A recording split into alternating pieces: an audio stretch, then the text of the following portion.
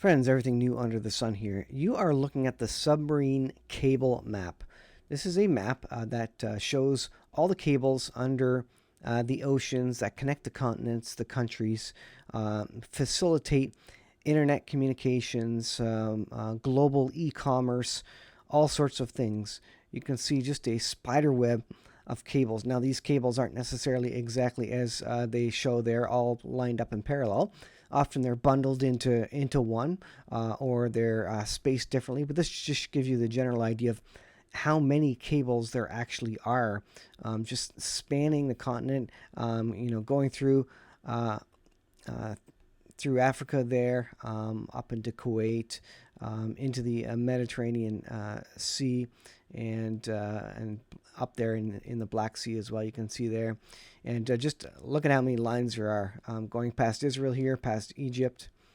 Just an incredible amount of lines, and then kind of the most significant ones, of course, are the ones between United States and Europe. These ones here, but also United States and Asia.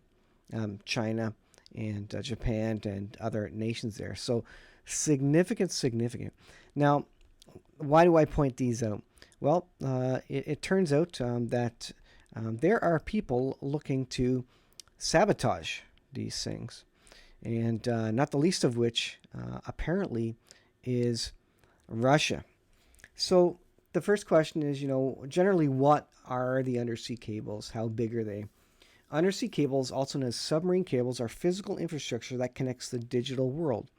Hundreds of fiber optic cables, some no thicker than garden hoses, are laid out across the ocean floor, enabling real-time global transmission of data and communication signals. These cables facilitate around 99% of internet traffic, as well as telephone, data transfers, other telecommunications that enable modern life to function.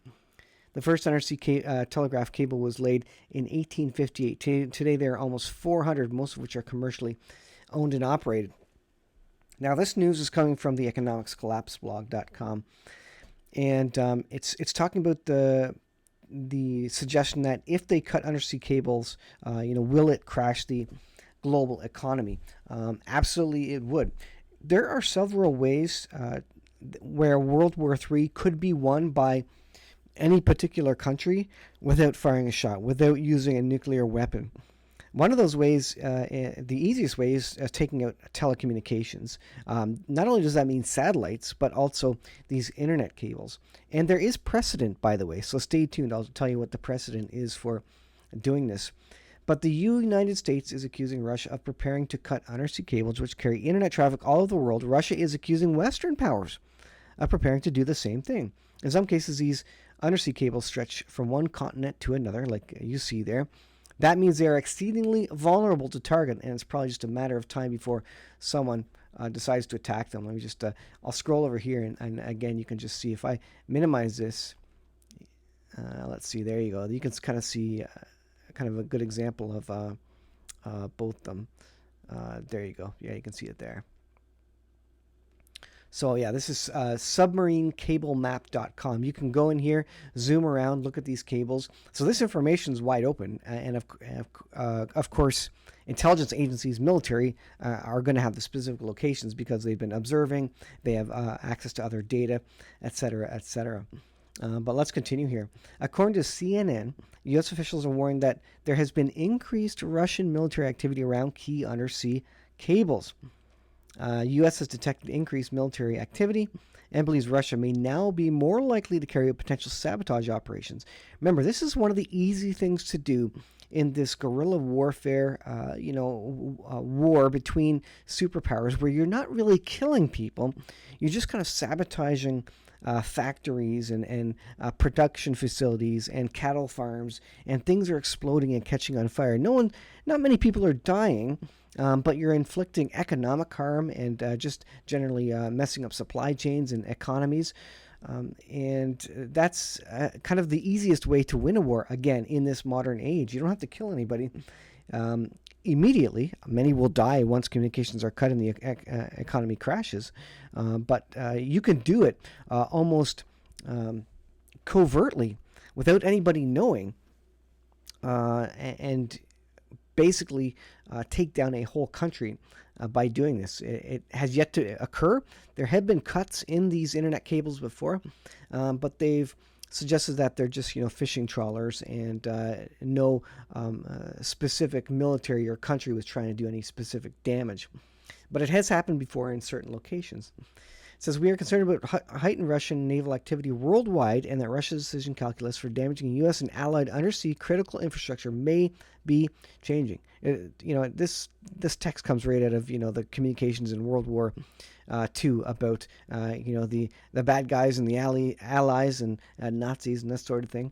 Russia is continuing to develop naval capabilities for undersea sabotage, mainly through GUGI, a closely guarded unit that operates surface vessels, submarines, and naval drones. So they can make these things look like fishing trawlers, and maybe they are fishing trawlers, but they can also be scanning the sea and kind of taking note where all the cables are, where the telecommunication equipment is, where the buoys are that communicate wave heights and maybe more information to nations. Because at a time of global war, it may be an advantage to you to take some of those things out. Let's see. So what sorts of things might the cutting of undersea cables cause? Well, people would lose access to phone calls, video messages, and streaming services. That would cause people to go nuts because people can't live without their TV and their internet. And they don't know how to deal with the world. Indeed, you wouldn't even be able to pay for anything, by the way. And that's the second thing, the financial impact. E-commerce would be affected, and the stability of financial networks would be at risk, because then they'd have to go over the air, over microwave towers, etc., and or over satellite. And the satellites, as they exist right now, simply aren't in a position to handle that much traffic. They're not set up for that. Also, power grids, transportation networks, and water networks could be affected by the disabling of these networks. All of a sudden, you have a lot of DNS servers going down, and just a lot of intercommunication could be directly affected. A country could be severed from the internet, which would impact banking, business, and health networks, and it could take months to repair the cables. So if they go around and they have covert teams in place ready for when World War III starts, they could take these all out in the on command in the matter of probably an hour, and maybe they even have some explosive charges set on those things and set them off, and immediately we would be in the dark. Remember, when communication goes down, and know that probably missiles are incoming or World War III has started. That's going to be the first thing they take out, communications. So payment systems would be down. ATMs would be down. How would you buy your food? You'd have to have cash. Who carries cash these days? Pretty much nobody, by the way. Trillions of dollars would be wiped out the European and U.S. Economies as banks were unplugged from the global financial system, with economic effects felt across the world. We can't even conceive what this would do to the financial markets, let alone all the other things, flights and travel and supply chains, all sorts of things. They all use the internet, satellite communications. If those things are disrupted, or the satellite communications is taken offline, so the military can use it, for example, then look out. You won't be able to do anything. You won't be able to buy anything. Food will stop moving. Goods and services will stop moving, and you will probably be under martial law at that point in time.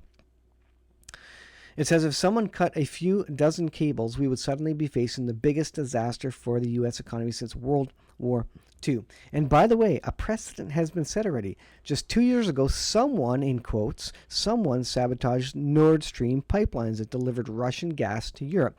Now the Western news media came out and said, well, that was Russia sabotaging themselves. And that is the absolute most ridiculous thing anybody's ever heard.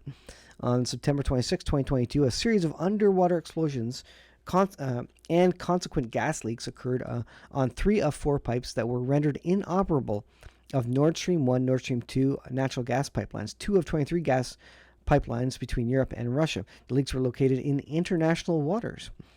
So we have, again, a precedent by military or some foes of some sort planting underwater explosives on, in this case, gas lines, but you could wrap them around, whatever, attach them to the telecommunications lines, and at the push of a button, detonate them all remotely, or set a timer on them, whatever, and cause a worldwide disruption in communications.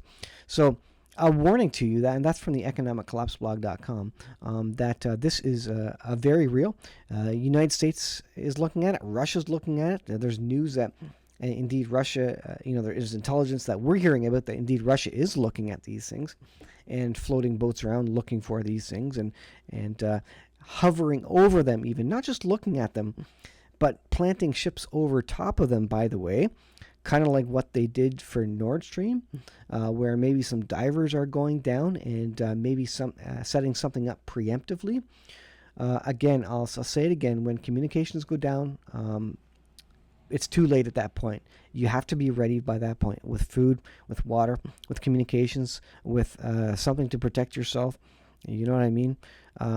Because everything is going to go Mad Max in your community, not because a war is being fought with Russia, but because your neighbors after a couple days will get desperate, and marauding bands of hungry and desperate people will be streaming out of the cities looking for whatever they can scavenge. And that is the definition of a Mad Max situation.